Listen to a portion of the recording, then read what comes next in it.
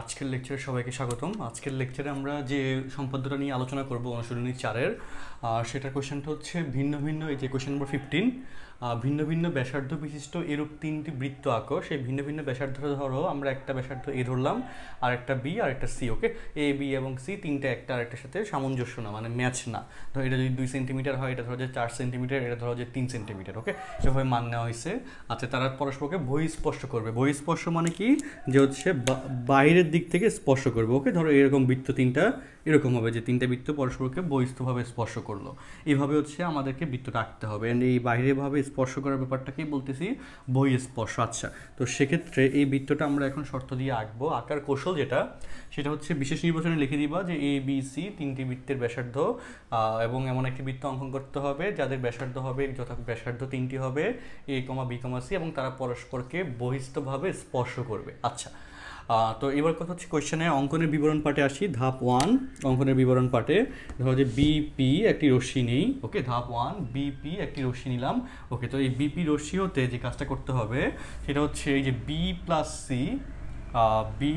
C এইটুকু সমান করে ধরো যে আমরা বিসি অংশ কেটে নিলাম। বিপি রশ্মি হতে বি এবং সি, তাহলে এই বিসি অংশ মানে হচ্ছে কত, বি প্লাস সি, এইটুকুর সমান করে বিসি অংশ কেটে নিলাম। অঙ্কনটা অনেক সহজ, এই জাস্ট এই দুইটা স্টেপের মধ্যে শেষ হয়ে যাবে। সেকেন্ড ধাপে কী করব, বি এবং সিকে কেন্দ্র করে, ওকে আমি পরপর বলি, যে বি বিন্দুকে কেন্দ্র করে বি প্লাস এর সমান ব্যাসার্ধ নিয়ে একটি বৃত্তচাপ আঁকি। তারপর সিকে কেন্দ্র করে সি প্লাস এর সমান ব্যাসার্ধ নিয়ে আরেকটা বৃত্তচাপ আঁকি। ওকে, ধরো বিকে কেন্দ্র করে এই যে, তারপরে হ্যাঁ গেল। তো এই বৃত্তচাপ দুটি পরস্পরকে ধরো যে এই বিন্দুতে ছেদ করে, এই বৃত্তচাপ দুটি পরস্পরকে এই বিন্দুতে ছেদ করে। ওকে, তারপর ধরো তো আমি বললাম যে ধরো যে এ কমা বি এবং এ কমা সি যোগ করি, লিখলা। তো সেক্ষেত্রে এটা না লিখলেও চলে। তো এরপর ধাপ যেটা হবে সেটা হচ্ছে, আচ্ছা ধরো যে এই যে যোগ করার ব্যাপারটা তুমি চাইলে বাদ দিতে পারো, সমস্যা নেই। এরপর ধাপ যেটা হবে সেটা হচ্ছে বিকে কেন্দ্র করে আমি লাইনটা একটু গোছায় বলি, যে এবার এখন এ কমা বি কমা সি কে কেন্দ্র করে যথাক্রমে এই যে এ বিন্দুকে কেন্দ্র করে এ ব্যাসার্ধ বিশিষ্ট, বিকে কেন্দ্র করে বি ব্যাসার্ধ বিশিষ্ট, এবং সিকে কেন্দ্র করে সি ব্যাসার্ধ বিশিষ্ট অংশ নিয়ে বৃত্তচাপ আঁকি। ওকে, তো একে কেন্দ্র করে এ ব্যাসার্ধ বিশিষ্ট অংশ নিয়ে যদি বৃত্তচাপ আঁকি, তাহলে ব্যাপারটা দাঁড়াবে এরকম, বৃত্তটা হলো এরকম। বিকে কেন্দ্র করে বি ব্যাসার্ধ বিশিষ্ট অংশ নিয়ে যদি বৃত্তচাপ আঁকি, তাহলে ধরো ফিগারটা আসলে এরকম। আর সিকে কেন্দ্র করে সি ব্যাসার্ধ বিশিষ্ট অংশ নিয়ে যদি বৃত্তচাপ আঁকি, তাহলে ফিগারটা যেরকম হবে সেটা হচ্ছে এরকম। ওকে, সিকে কেন্দ্র করে নিয়ে সি ব্যাসার্ধ বিশিষ্ট অংশ নিয়ে বৃত্তচাপটা আসলো এরকম। তাহলে এখন দেখো প্রত্যেকটা বৃত্তই পরস্পরকে কী করছে বলো তো, বহিস্থভাবে স্পর্শ করছে না বলো। তোমরা অ্যাকুরেটলি আঁকবা, তাহলে ব্যাপারটা সহজ হয়ে যাবে। এবং দেখো এই বিন্দুকে কেন্দ্র করে এই ব্যাসার্ধ নিয়ে কিন্তু তুমি বৃত্তচাপ আঁকছো, বিকে কেন্দ্র করে বি ব্যাসার্ধ নিয়ে তুমি বৃত্তচাপ আঁকছো, আবার সিকে কেন্দ্র করে সি ব্যাসার্ধ নিয়ে বৃত্তচাপ আঁকছো। তো সেক্ষেত্রে এখানে তাহলে এ বি এবং সি কেন্দ্র বিশিষ্ট বৃত্তদ্বয় নির্দিষ্ট বৃত্ত অঙ্কিত হইল, অঙ্কনটা কমপ্লিট। ওকে, আশা করি এই ব্যাপারটা বুঝতে পারছো। তাহলে আমি আবার একটু সামারাইজ কথা বলি, সেটা হচ্ছে আমরা প্রথমে বিপি একটা রশ্মি নিলাম, এবং সেখান থেকে বুদ্ধি করে আমাদের এখানে ডাটা দেওয়া আছে কি, যে ব্যাসার্ধ দেওয়া আছে, তো সেই ব্যাসার্ধটাই ইউজ করব। এবং সেক্ষেত্রে এই ব্যাসার্ধের শর্তে কী করতে হবে, বহিঃস্পর্শ করবে, এরকম শর্ত মিলিতে হবে। আর সেটা কৌশল কি, যে বিপি রশ্মি নিলাম, বিপি রশ্মিটাকে তুমি সোজা করে নিতে পারো, কোনো সমস্যা নেই। আচ্ছা, বিপি রশ্মি নিলাম, এবার এই বিপি রশ্মি থেকে বি প্লাস সি, তুমি চাইলে বি প্লাস এ নিয়েও করতে পারতা, একই কথা। বি প্লাস সি এর পরিমাণ অংশ নিয়ে কি করলাম, বিসি অংশ কেটে নিই। আচ্ছা, তারপর হচ্ছে আবার বিসি রেখার বি বিন্দুতে বি প্লাস এর সমান ব্যাসার্ধ করে একটি বৃত্তচাপ আঁকি। আবার বিসি রেখার সি বিন্দুতে পরের ধাপে সি প্লাস এর সমান ব্যাসার্ধ নিয়ে আরেকটি বৃত্তচাপ আঁকি। বৃত্তচাপদ্বয় পরস্পরকে এ বিন্দুতে ছেদ করে। তাহলে এ কমা বি কমা সি কে কেন্দ্র করে যথাক্রমে এ বি এবং সি, তাই না, এই যে এ বি এবং সি এর সমান ব্যাসার্ধ নিয়ে তিনটি বৃত্তচাপ আঁকি। এবং এই তিনটি বৃত্তচাপে আমাদের নির্ণয় তিনটি বৃত্ত অঙ্কিত হলো যারা পরস্পরকে বহিঃস্পর্শ করে। অঙ্কনটা কমপ্লিট। ওকে, এটা ছিল আমাদের কোয়েশ্চেন নাম্বার 15। কোয়েশ্চেন নাম্বার 16 আমরা করবো না, এবার আমরা কোয়েশ্চেন নাম্বার 17, যেটা হচ্ছে কি সৃজনশীলের কোয়েশ্চেন, সেই সৃজনশীল কোয়েশ্চেন পার্টে যাব। কোয়েশ্চেন নাম্বার কোশ্চেন নম্বর 17তে যেটা বলছে সেটা হচ্ছে সমদ্বিবাহু ত্রিভুজের ভূমি 5 সেন্টিমিটার, সমদ্বিবাহু মানে দুইটা বাহুর দৈর্ঘ্য সমান, আর সে সমান সমান বাহু দুটির দৈর্ঘ্য হচ্ছে 6 সেন্টিমিটার, এবং এই শর্তে কোশ্চেন নম্বর কতে বলছে ত্রিভুজটি অঙ্কন করো। তো সেই ত্রিভুজটা অঙ্কন করার কৌশল খুব সহজ।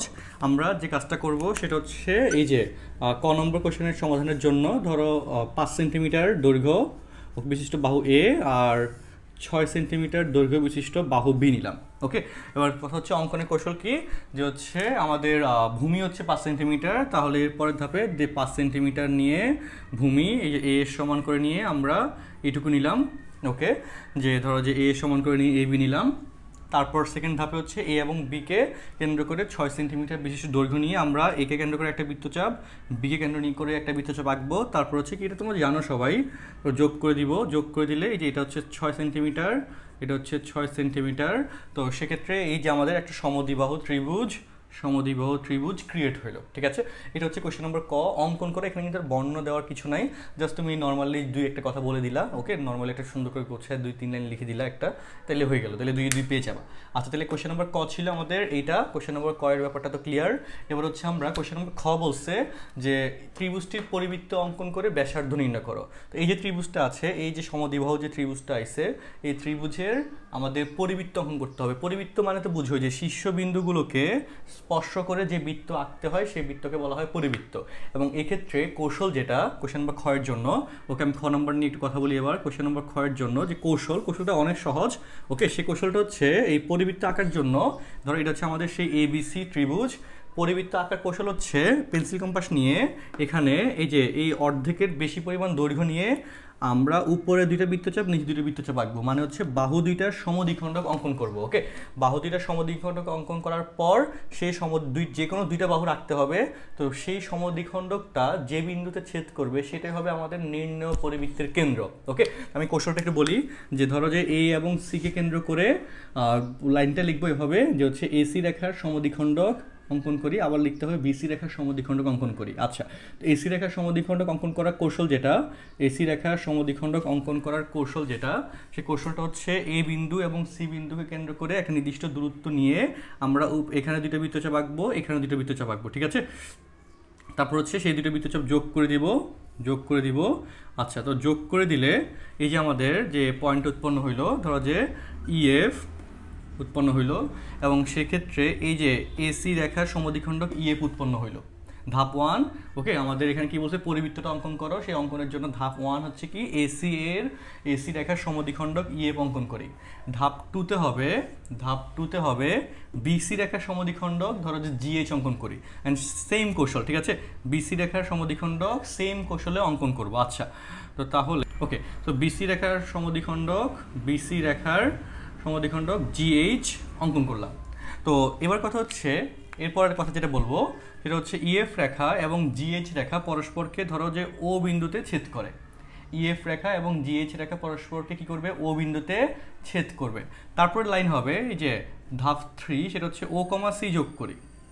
ওকে, ও কমা সি যোগ করতে পারো, অথবা ও কমা এ বা ও কমা বি যোগ করতে পারো। তিনটা দৈর্ঘ্য সমান হবে, অবশ্যই সমান হবে। আচ্ছা, ও কমা সি যোগ করি। 4 নম্বর ধাপ, শেষ অঙ্ক, সেটা হচ্ছে কি, যে ও বিন্দুকে কেন্দ্র করে ও সি এর সমান ব্যাসার্ধ নিয়ে একটি বৃত্তচাপ আঁকি, তাহলে তার নির্ণেয় পরিবৃত্ত অঙ্কিত হইল। আচ্ছা, তো সেক্ষেত্রে ফিগারটা হবে এরকম। ওকে, যে ও বিন্দুকে কেন্দ্র করে ও সি এর সমান ব্যাসার্ধ নিয়ে একটা বৃত্তচাপ আঁকলাম, তাহলে সেক্ষেত্রে এই যে বৃত্তটা আসলো, এক্ষেত্রে এই বিসি নির্ণেয় পরিবৃত্ত অঙ্কিত হইল। তাহলে আমাদের প্রথম অংশ ত্রিভুজটির পরিবৃত্ত অঙ্কন করো, সেটা কমপ্লিট। এবার কথা হচ্ছে সেই পরিবৃত্তের ব্যাসার্ধ নির্ণয় করো। তাহলে এবার হচ্ছে আমরা ব্যাসার্ধ নির্ণয় করার পার্টে যাব। আচ্ছা, করার জন্য এখানে দেখো আমরা যে কাজটা করব সেটা হচ্ছে এই যে এই অংশটুকুকে এখান পর্যন্ত বর্ধিত করব, এটা হচ্ছে ডি। ওকে, তাহলে এইটা একটা সমকোণী ত্রিভুজের শর্ত ফুলফিল হবে। তাহলে লিখবেই হবে যে ত্রিভুজ এডিসিএ। ওকে, এই এডিসি সমকোণী ত্রিভুজে কি ঘটবে একটু দেখো, সেটা হচ্ছে কি, যে এসি স্কোয়ার ইকুয়াল টু হচ্ছে এডি স্কোয়ার প্লাস সিডি স্কোয়ার। ঠিক আছে, এসি স্কোয়ার যেটা দৈর্ঘ্য হচ্ছে কত আমাদের 6 সেন্টিমিটার, তারপর হচ্ছে এডি স্কোয়ার হচ্ছে এইটুকু, আর হচ্ছে সিডি স্কোয়ার হচ্ছে এইটুকু। হচ্ছে এই কন্ডিশনে তোমরা এবার লক্ষ্য করে দেখো যে এই যে সিডি এর দৈর্ঘ্যটা কিন্তু বের করতে পারতেছো না, কিন্তু আবার ডি বিন্দুটা কিন্তু আবার এবি এর মধ্যবিন্দু, তাহলে ডি বিন্দুর কন্ডিশনে এডি এর পরিমাণ কত হবে এখানে 2.5 হবে, তাই না? তাহলে এখানে এসি স্কোয়ারের কন্ডিশনে 6 স্কোয়ার ইকুয়াল হচ্ছে এডি স্কোয়ার মানে হচ্ছে 2.5 স্কোয়ার প্লাস সিডি স্কোয়ার। তাহলে কি হবে যে সিডি স্কোয়ার ইকুয়াল টু হচ্ছে 36 মাইনাস 2.5 স্কোয়ার, তাই না? তাহলে এখানে ক্যালকুলেশন করলে, ক্যালকুলেটর দিয়ে ক্যালকুলেশন করবা, ক্যালকুলেশন করলে যে অ্যান্সার আসবে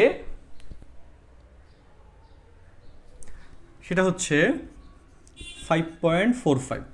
ওকে, এত সেন্টিমিটার ক্যালকুলেশন করবা ক্যালকুলেটর দিয়ে। আমি এখানে ক্যালকুলেটর দিয়ে ক্যালকুলেশন করলাম, 5.45 সেন্টিমিটার পাইলাম। আচ্ছা, তো এবার এই যে সিডির মানটা পাইলাম সেটাকে এবার আমরা কাজে লাগিয়ে হচ্ছে এই যে ব্যাসার্ধের পার্টটা বের করে নিব। কীভাবে বের করব সেটা একটু বলি। এখানে কিন্তু ও বিন্দু কিন্তু সিডি এর মধ্যবিন্দু না, তাই না? এখানে কিন্তু ঝামেলা আছে, এই জন্য বুঝে লিখতে হবে। পরে এখানে দেখো সিডি এর মান 5.45 সেন্টিমিটার পেয়ে গেলাম। এবার আমাদেরকে এই যে যেহেতু পরিব্যাসার্ধ বের করতে বলছে, কি বলি এই যে হ্যাঁ ব্যাসার্ধ পরিবৃত্তের যে ব্যাসার্ধ সেটাকে বলা হয় পরিব্যাসার্ধ। পরিব্যাসার্ধ বের করতে বলছে, সেক্ষেত্রে এই পরিব্যাসার্ধ বের করার জন্য ম্যাথমেটিশিয়ান ব্রহ্মগুপ্তের যে সূত্রটা আছে, উপপাদ্যটা আছে, সেটা ফলো করতে হবে। আচ্ছা, তো সেটা একটু লিখবো যে ব্রহ্মগুপ্তের উপপাদ্য হতে প্রায় ব্রহ্মগুপ্তের উপপাদ্য হতে কোথায় ত্রিভুজ এবিসিএ, ত্রিভুজ এবিসিএ ব্রহ্মগুপ্তের উপপাদ্য হতে পাই। ওকে, ব্রহ্মগুপ্তের উপপাদ্য হতে পাই। সেটা কীভাবে লিখবো যে হচ্ছে এই যে শর্ত যেটা ছিল CA into CB equal to হচ্ছে পরিব্যাসার্ধকে আর ধরে নিয়ে ইকুয়াল টু হচ্ছে 2r ইন্টু হচ্ছে সিডি। তো এখানে লিখে দিব আর হচ্ছে পরিব্যাসার্ধ, আর হচ্ছে পরিব্যাসার্ধ। আচ্ছা, তারপর এখানে কি করতে হবে দেখো, কাহিনী শেষ। সি এ এবং সি বি এটার দৈর্ঘ্য তো হচ্ছে আমাদের কত করে 6, 2 ইন্টু আর ইন্টু সিডি, সিডি দৈর্ঘ্য 5.45। তাহলে 6 6 36, দেখো 2 দ্বারা কাটলে 3 হয়, তাহলে আর ইকুয়াল টু হচ্ছে 3 6 18 ডিভাইড বাই 5.45 সেন্টিমিটার। তাহলে এখানে ভাগ করলে যেটা অ্যান্সার আসবে সেটা হচ্ছে 3.3 সেন্টিমিটার, এবং এটাই হচ্ছে এই কোশ্চেনের অ্যান্সার। ঠিক আছে, তাহলে এখানে দেখো আমাদের সেকেন্ড অংশ যেটা বলছে ব্যাসার্ধ বের করার সিস্টেম, সেই ব্যাসার্ধটা দেখো আমরা এই কৌশলে বের করে ফেললাম, তাই না?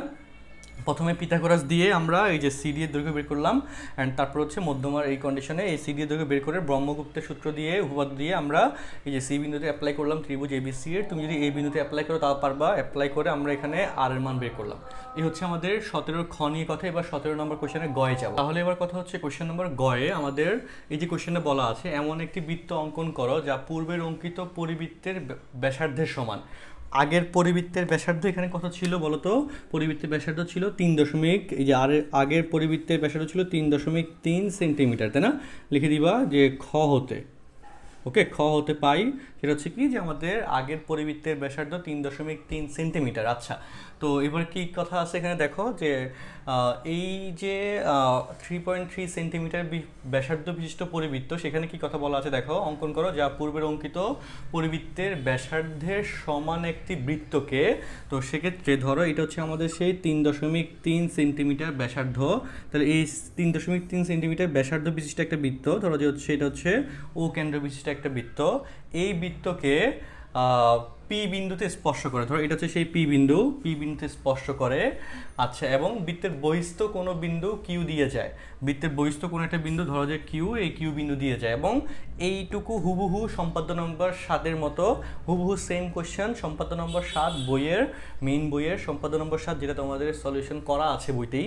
তো সেই সম্পাদ্য 7-এ এখানে জাস্ট পার্থক্য একটা জায়গায় হুবহু সেম কোশ্চেন দিছে। সম্পাদ্য 7-এ শুধুমাত্র এই যে ব্যাসার্ধ 3.3 দিয়ে দেয় নাই, বলছে যে কোনো একটি ব্যাসার্ধ নিয়ে আলোচনা করছে, সেটা আমরা তো করে দিয়েছিলাম।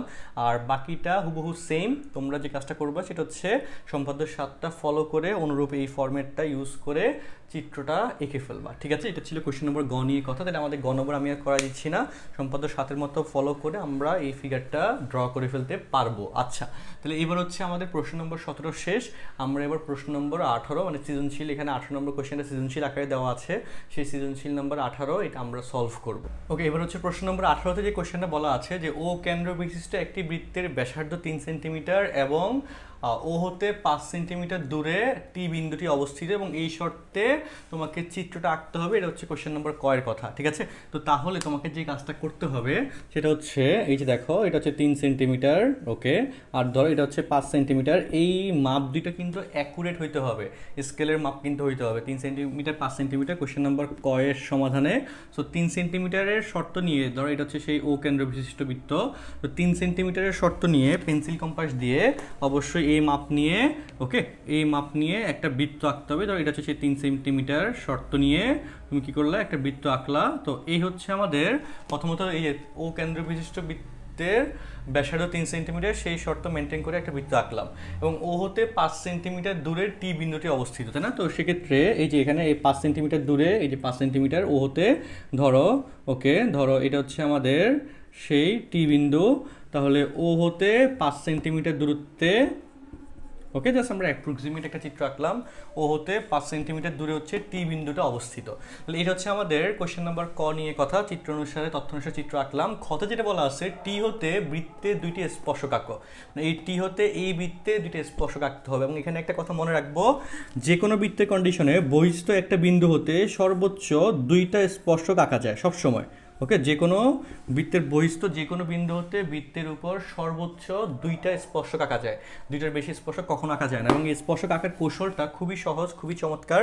আমরা যে কৌশলের মাধ্যমে আঁকবো, ওকে, সেটা হচ্ছে প্রথমেই দেখো আমি এই লাইনটা একটু কমপ্লিট করে দিলাম, ওকে। তো অঙ্কনের বিবরণের কৌশলটা একটু বলি। ধাপ 1-এ যে কাজটা করব সেটা হচ্ছে এই যে আমাদের ও টি রেখার সমদ্বিখণ্ডক নির্ণয় করি, ঠিক আছে। তো ওটি রেখার সমদ্বিখণ্ডকটা আমি যদি এখানে অ্যাপ্রক্সিমেট বলি, হ্যাঁ, ওকে। তো সেক্ষেত্রে কীভাবে আঁকবো সেটা হচ্ছে এই যে পেন্সিল কম্পাস নিয়ে অর্ধেকের বেশি পরিমাণ দূরত্ব নিয়ে উপরে একটা বৃত্তচাপ, এখানে একটা বৃত্তচাপ, আবার ও বিন্দুকে কেন্দ্র করে সেম মাপে এখানে একটা বৃত্তচাপ, এখানে একটা বৃত্তচাপ, ঠিক আছে। তাহলে সেই কন্ডিশনে আমাদের এই যে আমাদের কি উৎপন্ন হইলো বলো, সমদ্বিখণ্ডক উৎপন্ন। তাহলে সেক্ষেত্রে ফার্স্ট ধাপে কি বললাম, ওটি রেখার সমদ্বিখণ্ডক অঙ্কন করি। সমদ্বিখণ্ডকটি ওটি রেখাকে ধরো জি বিন্দুতে ছেদ করে, ওকে। নির্দিষ্ট একটা যে কোনো একটা বিন্দু দিলাম, আমি জি বিন্দু দিলাম। সমদ্বিখণ্ডকটি ওটি রেখাকে জি বিন্দুতে ছেদ করে। তাহলে জি থেকে টি বিন্দু এবং ও বিন্দুর দূরত্ব সমান হবে, মানে এই দূরত্ব এবং এই দূরত্ব অবশ্যই সমান হবে। তো এবার যে কাজটা করতে হবে সেকেন্ড ধাপে, সেটা হচ্ছে জিকে কেন্দ্র করে জিও সমান জিটি এর সমান ব্যাসার্ধ নিয়ে একটি বৃত্তচাপ আঁকি। বৃত্তচাপটি বৃত্তকে দুইটা বিন্দুতে ছেদ করে, ঠিক আছে। বৃত্তচাপটি বৃত্তকে কয়টা বিন্দুতে ছেদ করে, দুইটা বিন্দুতে ছেদ করে। তো ওই বিন্দু দুটিকে যথাক্রমে ধরো যে এ এবং বি, ওকে, বিন্দু দুটি যথাক্রমে এ এবং বি দ্বারা আমরা নাম দিয়ে দিলাম। তো লাইনটা বলবো হবে যে জি বিন্দুকে কেন্দ্র করে জিটি সমান জিও এর সমান ব্যাসার্ধ নিয়ে বা দূরত্ব নিয়ে আমরা দুটি বৃত্তচাপ আঁকি। বৃত্তচাপ দুটি ও কেন্দ্র বিশিষ্ট বৃত্তকে এ এবং বি বিন্দুতে ছেদ করে। তারপর হচ্ছে টি কমা এ এবং টি কমা বি যোগ করি, ওকে। টি কমা এ এবং টি কমা বি যোগ করি। তাহলে টি এ এবং টি বি, তাহলে টি এ এবং টিবি নির্ণেয় বৃত্ত অঙ্কিত হইল। তো এই হচ্ছে আমাদের টিবি হতে বৃত্তে দুইটি স্পর্শক আঁকার কৌশল। এবং এখানে কিন্তু বিশেষ নির্বাচন এবং অঙ্কনের বিবরণ দিতে হবে, কোশ্চেনে লেখা ছিল। তো তোমরা এভাবে লিখে নিবে যে 3টে ধাপে আমাদের শেষ, তাই না? যে ফার্স্টলি সমদ্বিখণ্ডক আঁকলাম, সেকেন্ডলি হচ্ছে কি সমদ্বিখণ্ডকের শর্ত ইউজ করে, দেখো এই ফিগারের কন্ডিশনে কিন্তু ক এর জন্য একটা ফিগার, খ এর জন্য আরেকটা ফিগার, দুইটা ফিগার কিন্তু মিলিয়ে ফেলা যাবে না। তো এবার কথা হচ্ছে কি যে এটা সমদ্বিখণ্ডক আঁকলাম, তারপর সেই সমদ্বিখণ্ডকের দূরত্ব হিসাব করে দুইটা বৃত্তচাপ আঁকলাম এবং সেই দুটো বৃত্তচাপের শর্ত মেনটেন করে যোগ করে দিলাম, ওকে। স্পেসিফিকভাবে সুন্দর করে যোগ করবা। এখানে দেখো এই বিন্দুটা এখানে আসবে, আচ্ছা, যোগ করে দিলাম। তাহলে সেই টি এ এবং টিবি নির্ণেয় স্পর্শক অঙ্কিত হইল। আচ্ছা, এবার হচ্ছে আমরা ক এবং খ তো শেষ করলাম। এবার সৃজনশীল কোয়েশ্চেন নাম্বার গতে যাব, ঠিক আছে। কোয়েশ্চেন নাম্বার গতে যাচ্ছে। আচ্ছা, এবার কোশ্চেন নাম্বার গয়ে আসি। গয়ে যেটা বলা আছে, পিথাগোরাসের উপপাদ্য ব্যবহার করে স্পর্শক দ্বয়ের দৈর্ঘ্যের সমষ্টি নির্ণয় করো। এই যে স্পর্শকগুলো আছে টি এ এবং টিবি, এদের দৈর্ঘ্যের সমষ্টি বের করতে হবে। এবং এখানে অবশ্যই বেসিক যেটা হচ্ছে বহিস্থ কোনো বিন্দু হতে বৃত্তের উপর অঙ্কিত স্পর্শক দ্বয়ের দৈর্ঘ্য সব সময় সমান হয়, ওকে। তুমি এটা একটু চেষ্টা করে দেখো, বাসায় আঁকার চেষ্টা করে বৃত্তের মধ্যে স্পর্শক, দেখবা যে 100% সব সময় সমান হচ্ছে। বহিস্থ কোনো বিন্দু হতে স্পর্শকটা তুমি স্কেল দিয়ে মেপে দেখবা। আচ্ছা, তো এবার কথা হচ্ছে আমরা তাহলে টি এ এটার দৈর্ঘ্য যদি বের করি তাহলে সেই সমানই হবে টিবি এর দৈর্ঘ্য, তাহলে অনুরূপভাবে লিখে টি এ প্লাস টিবি এর দৈর্ঘ্য আমরা বের করে ফেলতে পারবো। অ্যান্ড এক্ষেত্রে দেখো আমরা এখানে এক্সট্রা একটা কাজ করছি, সেটা হচ্ছে ও কমা এ যোগ করছি, ঠিক আছে। ফিগারের কন্ডিশনে ও কমা এ যোগ করলাম এবং এই দূরত্ব হচ্ছে 3 সেন্টিমিটার, সেটা তো জানো যে হচ্ছে ব্যাসার্ধ 3 সেন্টিমিটার এবং এটা হচ্ছে ব্যাসার্ধ নির্দেশ করতেছে। আর ও টি এটা হচ্ছে কত, এই যে ওতে টি বিন্দু দূরত্ব 5 সেন্টিমিটার বলছে, তাই না। তার মানে হচ্ছে লিখতে পারি এভাবে যে এখানে, তাই না, এখানে কি লিখতে পারি যে হচ্ছে ও এ সমান হচ্ছে 3 সেন্টিমিটার আর হচ্ছে ও টি সমান হচ্ছে 5 সেন্টিমিটার, তাই না। এবং এখানে ও এ টি হচ্ছে কি অর্ধবৃত্তস্থ কোণ, তাই না, অর্ধবৃত্তস্থ কোণ, তাই না, সমান হচ্ছে 90 ডিগ্রি। অর্ধবৃত্তস্থ কোণ এক সমকোণ হবে। অর্ধবৃত্তস্থ কোণ কেন হবে বলো, যে ও এ তুমি যদি এটাকে বর্ধিত করো তাহলে এটা কি ব্যাসার্ধ নির্দেশ করবে না। আচ্ছা, তো এই কন্ডিশনে ও এ টি এটা হচ্ছে অর্ধবৃত্তস্থ কোণের শর্ত যাবে এবং সেটার পরিমাণ কত হবে বলো, ও এ টি এটা হচ্ছে অর্ধবৃত্তস্থ কোণ, সেটার পরিমাণ হচ্ছে 90 ডিগ্রি। তাহলে সুতরাং দেখো এখানে ও এ টি, তাহলে এখানে কি ত্রিভুজ, সুতরাং ত্রিভুজ ও এ টি এ এটা কি একটা সমকোণী ত্রিভুজ হয়ে গেছে না। তাহলে যেখানে এই যে এটা হচ্ছে লম্ব, এটা হচ্ছে ধরো যে ভূমি, আর এটা কি অতিভুজ, তার মানে হচ্ছে ও টি স্কোয়ার ইকুয়াল টু হবে ও এ স্কোয়ার প্লাস এ টি স্কোয়ার, ঠিক আছে। আচ্ছা, তো এটা যেহেতু 90 ডিগ্রি, এটা হচ্ছে লম্ব, এটা ভূমি, আর এটাকে অতিভুজ ধরলা, বা হচ্ছে এটাকে লম্ব, এটা ভূমি, এটা অতিভুজ ধরলা, তাই না, সমস্যা নাই। তাহলে এই জায়গায় আমরা কি বের করব, টি এ বের করবো, বা হচ্ছে ও এ টি বের করবো। তাহলে এখানে দেখো ওটির মান তো পাইছো 5 সেন্টিমিটার, 5 স্কোয়ার ইকুয়াল টু ও এ মান হচ্ছে কত 3 স্কোয়ার প্লাস হচ্ছে এ টি স্কোয়ার, তাই না। আচ্ছা, তাহলে এখানে কি পাবো আমরা, ওকে, এরপরের পার্টে বা এ টি স্কোয়ার ইকুয়াল টু হচ্ছে 25 মাইনাস 3 3 9, তাই না, সমান হচ্ছে কত 16, তাই না। এটি স্কোয়ার সমান 16, সুতরাং এটি সমান হচ্ছে কত হবে 4। তাহলে এটি সমান যেহেতু 4, অনুরূপভাবে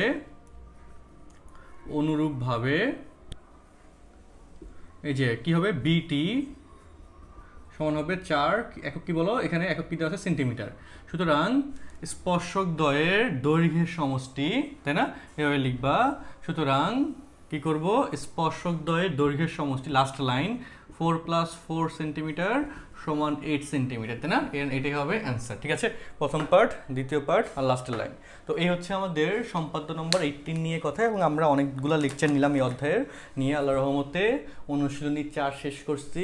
ইনশাল্লাহ পরবর্তী লেকচারে আমরা পরবর্তী যে অধ্যায়টা তোমাদের সিলেবাসে আছে এটা নিয়ে আমরা আলোচনা করব। সেহেতু সবাই ভালো থাকো, সুস্থ থাকো, কোনো সমস্যা হলে আমাকে জানাবা, আমি চেষ্টা করব সর্বোচ্চ সাপোর্টটা দেওয়ার জন্য। আল্লাহ হাফেজ।